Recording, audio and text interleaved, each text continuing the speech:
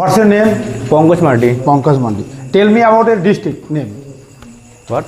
তোমার district name কি আছে? মাই ডিস্ট্রিক্ট নেম দক্ষিণ দিনাজপুর। দক্ষিণ দিনাজপুর।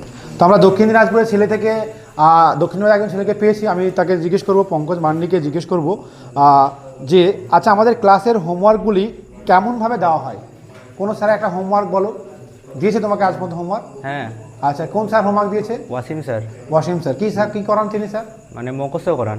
মুখস্থ করান মানে জিকে পড়ান। হ্যাঁ। জিকে লিখে দেন, পিডিএফ দেন, সেই পিডিএফটা মুখস্থ করতে দেন, হ্যাঁ। তারপরে ধরে। আর অন্য কোনো স্যার বলো। অন্য কোনো স্যার যেমন আনিসুর স্যার যেমন। আচ্ছা কী দেন, কী পড়ান তিনি? জিআই পড়ান। কি কেমনভাবে হোমওয়ার্ক দেন? জিআই পড়ান আর কোশ্চেন লিখতে বলে আর অ্যান্সার লিখতে বলে। কোশ্চেন লিখতে পারে, আনসার দিতে পারে।